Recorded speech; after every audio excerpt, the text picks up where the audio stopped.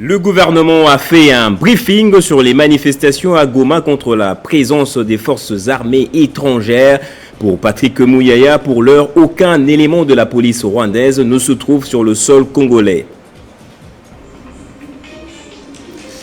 Et le Conseil de sécurité a adopté lundi à l'unanimité la résolution renouvelant le mandat de la MONUSCO pour une durée d'1 an, suivant ainsi la recommandation faite par le secrétaire général de l'ONU, Antonio Guterres, dans son dernier rapport sur la RDC, un invité dans ce journal pour parler de l'opportunité de ce renouvellement. Le gouvernement congolais a interdit aux étrangers de se livrer à l'exploitation artisanale des mines, une décision rendue publique par la ministre des Mines, Antoine Tsamba Kalambaye.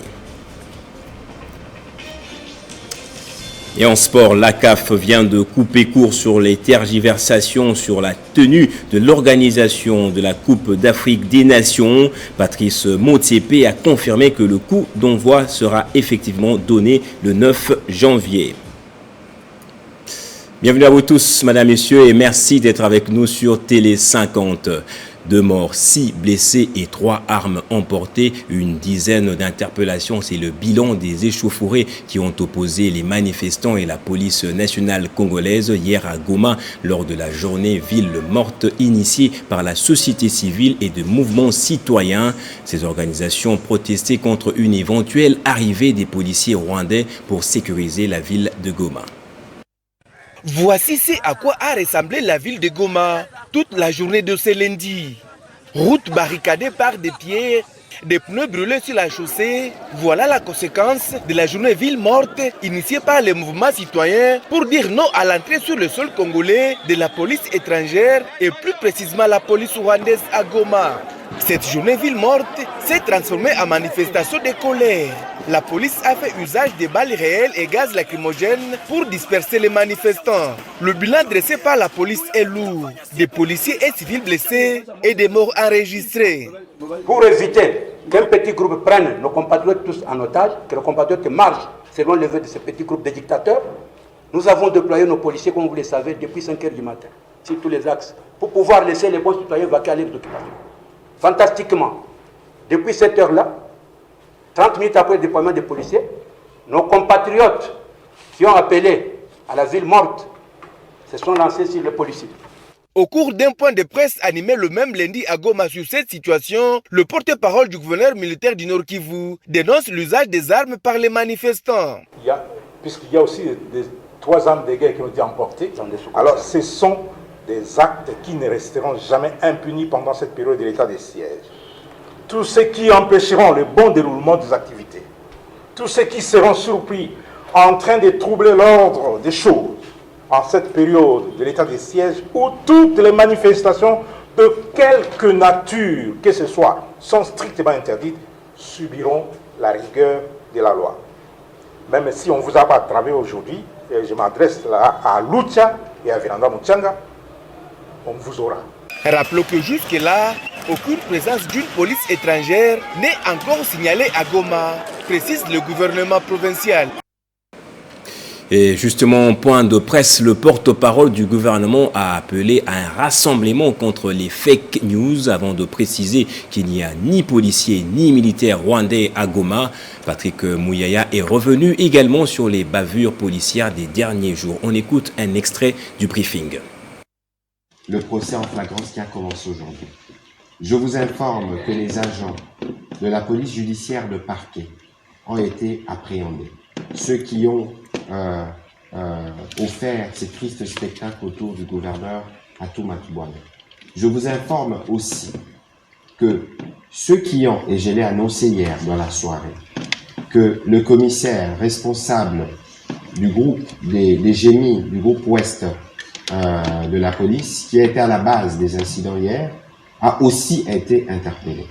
L'auditeur général est très sollicité par ce qui se passe aujourd'hui, mais il y a des investigations qu'il faut se faire. Et hier, vers à peu près minuit, j'ai pris la parole pour justement, d'abord, exprimer la solidarité du gouvernement pour la famille de toutes ces personnes qui ont perdu la vie. Et rappeler que le respect des droits humains, c'est un élément fondamental dans les règles d'engagement, que ce soit pour la police et pour l'armée. Mais il faut aussi qu'on se rappelle tous que quand vient la police, on les appelle forces de l'ordre. Quand il y a usage de la force, il y a des dérapages. Il peut y avoir des dérapages. Malheureusement, cette semaine a été très difficile et nous l'avons tous condamné.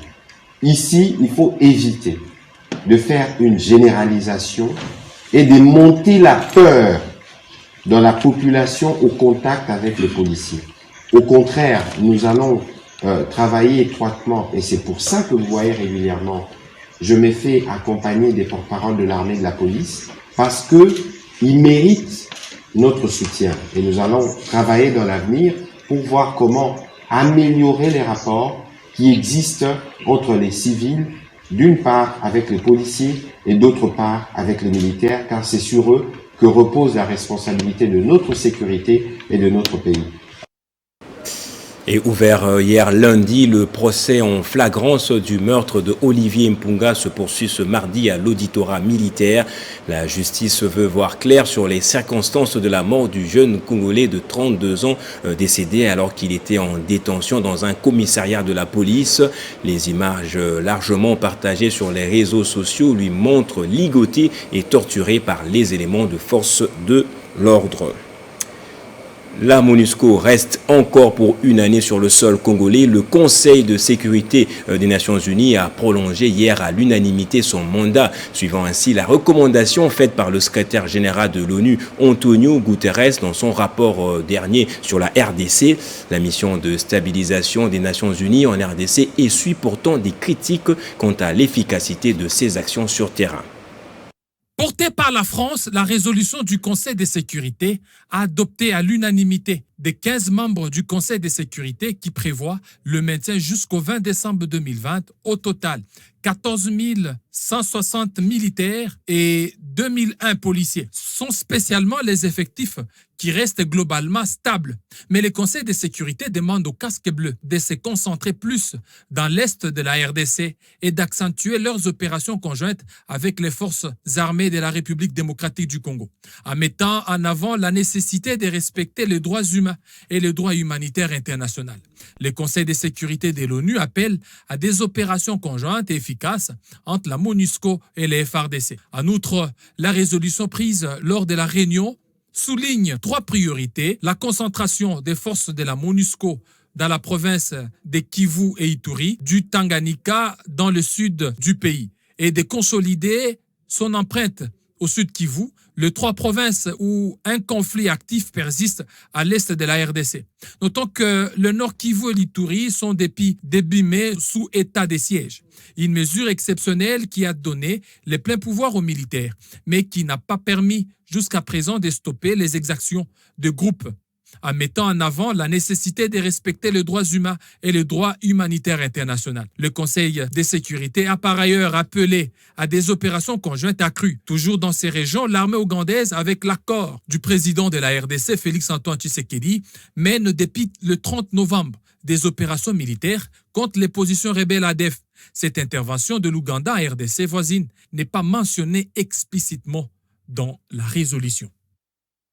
Et pour parler de la polémique autour du renouvellement du mandat de la MONUSCO, nous sommes justement en ligne avec le professeur Hans Banieki, professeur des relations internationales à l'IFASIC. Dites-nous, professeur, comment jugez-vous personnellement le bilan des opérations de la MONUSCO?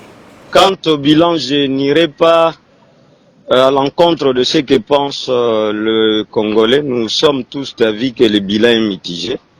Mais en ma qualité de professeur des relations internationales et surtout des organisations internationales, je sais que la logique qui anime l'Organisation des Nations Unies, elle est autre. Nous ne pouvons pas forcément satisfaire nos attentes. La gestion de la paix est reconnue à cet organe que nous appelons le Conseil de sécurité, qui est considéré comme étant le gouvernement du monde. Et au sein du Conseil de sécurité, ce n'est pas une question d'équivalence, mais plutôt de la pondération. Le poids compte. Si le maître du monde décide ainsi, même si nous avons un autre son de cloche, donc on doit se plier. Et professeur, pensez-vous qu'un changement d'approche de la mission est-il nécessaire plutôt pour plus d'efficacité? Oui, ça c'est vrai. Surtout que l'Est de la RDC aujourd'hui fait face à des forces terroristes. Nous devons changer l'approche comme nous le disons en relations internationales. Nous devons passer à l'approche asymétrico-ontologique parce que l'ennemi est invisible. On doit chercher à étudier son comportement pour le neutraliser. Mais déjà, moi, j'encourage la démarche du gouvernement qui ne doit pas seulement attendre la force de MONUSCO. La mutualisation des forces aussi avec d'autres forces pourra nous amener à trouver une solution adéquate. Merci, monsieur le professeur. Et l'ancien président de la République s'est montré en public pour la première fois hier lundi depuis son accident de voiture du week-end dernier. Joseph Kabila se porte très bien. Le Raïs a reçu dans l'avant-midi de lundi dans sa ferme de Kingakati une délégation des journalistes et de ses proches, parmi lesquels le patron de Télé 50, Jean-Marie Kassamba. Plus de peur que de mal, Joseph Kabila, bien plus en forme que jamais. L'accident de circulation n'a pas eu raison de lui. L'ancien président de la République a repris ses activités normalement, comme en témoignent les images tournées ce lundi dans sa ferme de Kingakati, en compagnie du président de l'UNPC et patron de Télé 50, Jean-Marie Kassamba.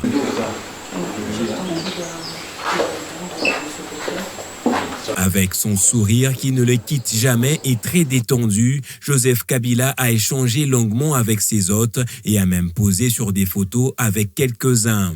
Pour sa communication, l'ancien président de la République est en très bonne santé. Alors, nous avons tenu à ce que Télé 50 arrive sur le terrain pour avoir des éléments, mais aussi pour palper du doigt que le président Joseph Kabila va très très bien. Effectivement, il y a eu un accident, mais il va bien, vous l'avez vu en image, comme vous êtes en train de visionner en ce moment même, je présume. Il se porte très bien. Pour ceux qui racontent ce qu'ils veulent, vous savez, nous, ça ne nous fait pas peur parce que si on doit rajouter cette rumeur sur la liste de celles qui existent déjà, on sera au-delà de l'infini. Donc aujourd'hui, nous sommes précisément le 20 décembre 2022 et Joseph Kabila se porte très bien par la grâce des dieux et il se portera bien tant que le Congo existe. À bord de sa Peugeot 404 de collection le week-end dernier, le président honoraire était sorti de la route alors qu'il regagnait son domicile. Sur Internet, ce sont des messages de soutien par milliers qui ont trôné les réseaux sociaux. Très attaché à sa population congolaise, le Raïs s'est montré reconnaissant vis-à-vis de la sollicitude qui a suivi l'événement. Et je le disais, il est interdit aux étrangers séjournant en RDC de se livrer aux travaux d'exploitation artisanale des minerais sur tous les sites d'exploitation artisanale. La décision est de la ministre des Mines, Antoine Samba Kalambay, à travers une circulaire signée hier lundi 20 décembre 2021. L'inspection générale des finances a présenté les nouveaux inspecteurs recrutés il y a peu. Une grande cérémonie a été organisée au sein de l'institution dans le but de tracer la ligne directrice devant conduire les nouvelles recrues dans la lutte contre le détournement des deniers publics. Jean-David Kilolo. Après l'édition 2020, le comité de gestion de l'IGF continue à rajeunir cet organe de contrôle et d'audit supérieur qui tendait vers sa mort par le vieillissement des inspecteurs. L'accueil de nouveaux inspecteurs 2021 s'est effectué avec comme objectif de définir les lignes directrices tracées par l'inspecteur chef de service Jules Alinguete autour des valeurs, vérité, patriotisme et intégrité. Un inspecteur des finances n'est pas n'importe qui, je me permets de le dire. Et vous ne serez pas n'importe qui dans cette administration parce que déjà, les modalités de votre recrutement est exceptionnelles. Deuxièmement, votre carrière sera exceptionnelle parce que vous intégrez l'inspection générale des finances au grade de commandement, au grade de chef de division. Ce qui est une particularité qu'aucune administration publique, aucun service public a, à l'exception de l'inspection générale des finances. Et cette particularité, c'est en fonction des exigences que nous voulons à l'inspection générale des finances, de la qualité qu'un inspecteur des finances doit avoir pour exercer correctement son travail. Réagissant à ces propos, ce nouveaux inspecteurs promettent de travailler dans le sens de traquer les fossoyeurs des finances publiques. La sélection a été vraiment rigoureuse parce qu'à la base, nous étions plus de 4000 à concourir et c'était un concours très sélectif de l'identification pour avoir le macaron. J'ai postulé, j'ai présenté mes tests avec préparation simplement et j'ai été retenu. Recrutés au grade des chefs des divisions, les nouveaux inspecteurs vont suivre la formation des nivellements pendant 6 mois. Au bout de 2 ans, ils présenteront un mémoire. Ils étaient au total 5000 candidats et 85 ont été retenus et à qui a été remis une lettre de notification attestant leur appartenance à l'IGF. Et dans le reste du monde, en Éthiopie, les rebelles du Front de libération du peuple du Tigré qui s'étaient emparés ces derniers mois des régions voisines de l'Amara et de l'Afar ont annoncé lundi se replier vers leur région afin de faciliter l'accès à l'aide humanitaire. Crispin Tibinkoufoua.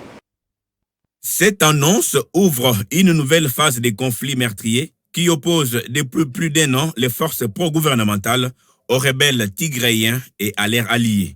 Jusqu'ici, les TPLF qualifiaient d'absolument pas envisageable un retrait de ces 2 régions réclamées par les gouvernements comme préalable à des négociations. Les rebelles avaient commencé à retirer leurs forces il y a quelques semaines et ont expliqué lundi soir avoir quitté Lalibela, cette ville classée par l'UNESCO au patrimoine mondial de l'humanité qui a plusieurs fois changé de main, comme d'autres localités. Depuis fin octobre, les 2 parties revendiquent chacune des avancées territoriales majeures, mais les communications qui sont coupées dans les zones de combat et l'accès des journalistes y est restreint, rendant difficile toute revendication indépendante, toute vérification indépendante des positions sur terrain. Ce conflit a fait plusieurs milliers de morts, plus de 2 millions de déplacés et plongé des centaines de milliers d'Éthiopiens dans des conditions proches de la famine, selon l'ONU. Les intenses efforts diplomatiques menés notamment par l'Union africaine pour tenter de parvenir à un cessez-le-feu n'ont jusqu'à présent permis aucun progrès décisif. Et aux Philippines, nouveau bilan du passage du super typhon. 375 morts selon le bilan revu à la hausse annoncé hier par la police nationale philippine. Désolation causée par la tempête typhon Rai qui a ravagé en fin de semaine dernière le centre et le sud des Philippines, tandis que 500 personnes ont été blessées et 56 autres sont toujours portées disparues. Plus de 300 000 personnes ont fui leur domicile jeudi alors que le typhon touché terre au centre du pays. Le typhon Rai a semé désolation aux Philippines. L'île de Bohol, ravagée par le vent violent, manque d'eau potable et de nourriture. Le gouverneur de cette province philippine a lancé un signal d'alarme ce mardi. Les militaires philippins se sont engagés depuis la journée de mardi dans une course contre la montre pour acheminer eau et nourriture vers les îles ravagées, alors que le bilan provisoire s'élève à 375 morts et que plus de 400 000 personnes ont dû trouver refuge dans les centres d'évacuation ou chez des proches. Selon l'Agence des catastrophes naturelles, des milliers de militaires, de policiers et des gardes de côte ont été déployés pour distribuer de la nourriture, de l'eau potable et du matériel médical aux survivants qui peinent à trouver des produits de première nécessité. La Croix-Rouge, quant à elle, envoie aussi de l'aide vers les îles de Siargao et de Bohol, des destinations touristiques déjà à la peine après 18 mois de restrictions liées à la crise sanitaire. L'appel d'urgence de la Fédération internationale des sociétés de la Croix-Rouge et du Croissant Rouge nous aide à agir rapidement et à faire tout notre possible pour aider les personnes et les familles à se remettre sur pied, a déclaré Alberto Bocanegra, responsable de la FICR aux Philippines.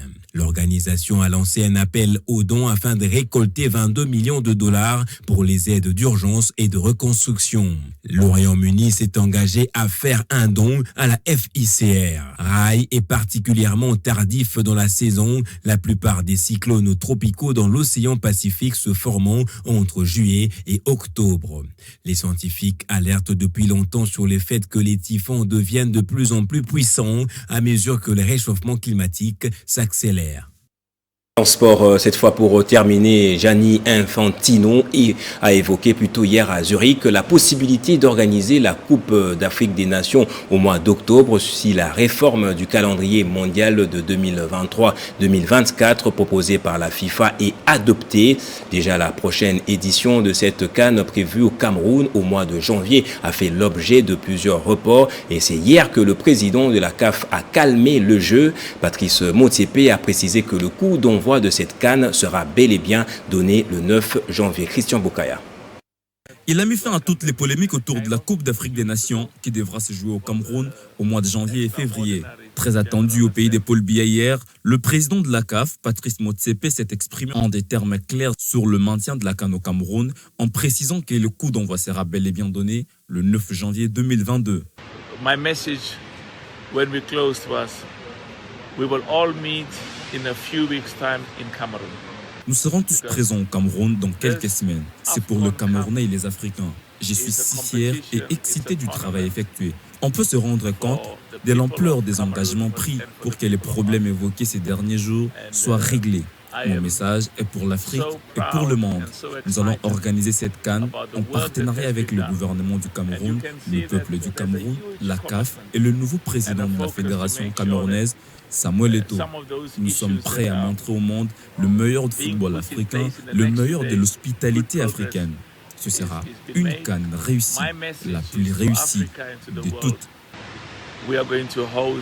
Malgré la pression exercée par la FIFA depuis quelques semaines sur la délocalisation de cette 33e édition de la CAN et les menaces de certains clubs européens de ne pas libérer leurs internationaux en raison de la progression du variant Omicron, Motsepe a élagué tous les malentendus.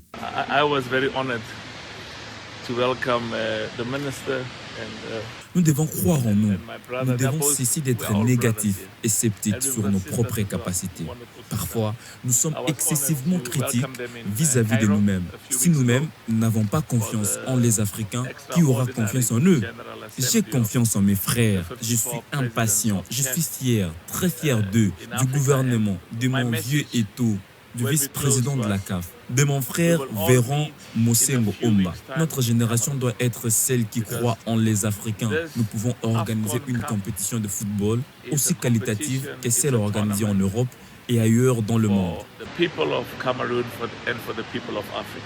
Le rendez-vous est pris pour le 9 janvier au Cameroun, même si la RDC sera la grande absente et pourrait profiter de ces temps pour aiguiser les fers en prévision de matchs de barrage de la Coupe du Monde prévue au mois de mars. Place au rappel des titres à présent. Le gouvernement a fait un briefing sur les manifestations à Goma contre la présence des forces armées étrangères. Pour Patrick Mouyaya, pour l'heure, aucun élément de la police rwandaise ne se trouve sur le sol congolais. Et le Conseil de sécurité de l'ONU a adopté lundi à l'unanimité la résolution renouvelant le mandat de la MONUSCO pour une durée d'1 an, suivant ainsi la recommandation faite par le secrétaire général de l'ONU, Antonio Guterres, dans son dernier rapport sur la RDC. Et le gouvernement interdit aux étrangers de se livrer à l'exploitation artisanale des mines, une décision rendue publique par la ministre des Mines, Antoine Samba Kalambaye. Et en sport, la CAF vient de couper court sur les tergiversations sur la tenue et l'organisation de la Coupe d'Afrique des Nations. Patrice Motsepe a confirmé que le coup d'envoi sera effectivement donné le 9 janvier. Restez avec nous pour la revue de presse.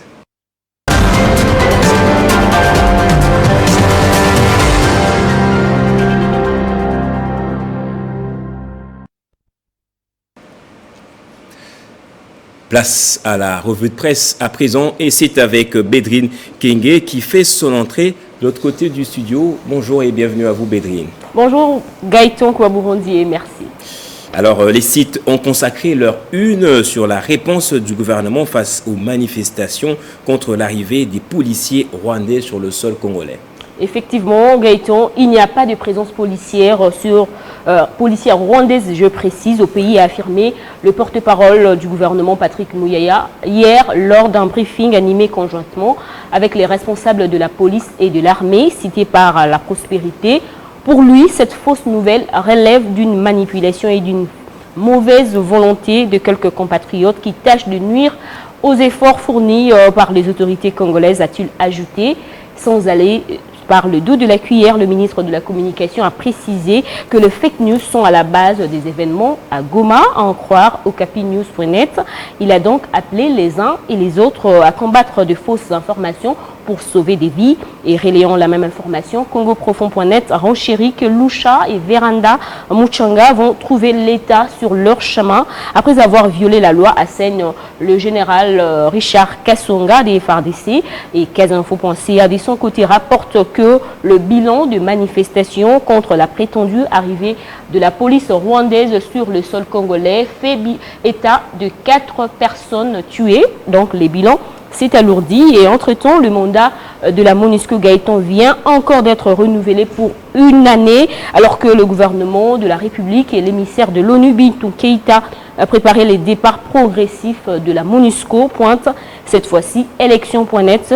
Et le secrétaire général de l'ONU, Antonio Guterres, estime que cette mission onusienne reste très importante pour le pays, malgré qu'elle est qualifiée d'inoffensive par la population locale de Béni et d'autres coins de la province du Nord Kivu. Et vous avez retenu également un sujet en sport. Entre report et maintien de la CAN, les Africains peuvent-ils s'assumer? Faire la fête avec toute la sécurité nécessaire, en tout cas, lance Wakatsera au Burkina Faso. Les Africains, dans leur majorité, ne désirent qu'une chose, Gaëtan, c'est faire la fête autour du ballon rond en terre africaine. Du 9 janvier au 6 février prochain, ils veulent toutefois admirer les prouesses de leurs idoles qui font les beaux jours de championnats européens. Et de temps poursuit Wakatsera que l'Afrique jusqu'à présent demeure le continent le moins touché par la pandémie. Et pour répondre à votre question, Gaëtan, ces sites notent que du reste, le Cameroun et la CAF ont pris toutes les dispositions nécessaires pour que la compétition phare du football africain ne devienne pas un cluster géant. Test régulier par Unilab, le laboratoire de Renon, sollicité lors de la dernière Euro. Vaccination et respect strict de mesures barrières seront de mise. Selon les dispositifs de veille mis en place, il faut donc convaincre aux Africains et les juger sur pièce. Les débats doivent être clos le plus tôt possible afin de permettre au tournoi de se dérouler dans la sérénité et l'ambiance festive. C'est l'heure de parler et d'agir à l'unisson avec Patrice Motsepe, car maintenant nous sommes tous Camerounais. Et d'après Cameroun Info, le président de la Confédération africaine de football a mis fin à la rumeur qui courait au sujet du report de la CAN Cameroun 2021. Au cours de sa visite d'inspection sur 6 sites au pays de Roger Mila, Patrice Motsepe, président de la CAF, je cite, « Je serai là le 7 janvier à Yaoundé avec femmes et enfants pour vivre la CAN 2021. » Fin des citations. Et par rapport aux doutes renforcés par une lettre de l'association de clubs européens à la FIFA et à la CAF mettant en suspens la libération de joueurs en raison des mesures sanitaires insuffisantes, Samuel Eto'o prépare 11mondial.com qui vient tout juste d'être élu président de la Fédération camerounaise de football, serait actuellement au Qatar afin de tenter de débloquer la situation en urgence. Mais les sites burkinabés, l'observateur Palga, reste un peu douteux, d'où son titre, Cameroun 2021, l'injouable CAN ne se prendra pas à quelques 3 semaines du lancement de la Coupe d'Afrique de Nations CAN édition 2021. Prévu au Cameroun, rien n'est encore joué, c'est le cas de le dire. Et en réaction, les Camerounais lancent sur les réseaux sociaux les hashtags « Ne touche pas à ma CAN », poursuit actucameroun.com. Merci Bédrine Kenge pour cette revue de presse. Merci à vous autant. Et c'est par ici que ce journal prend fin. Merci à vous tous de l'avoir suivi. L'actualité reste en continu sur votre chaîne.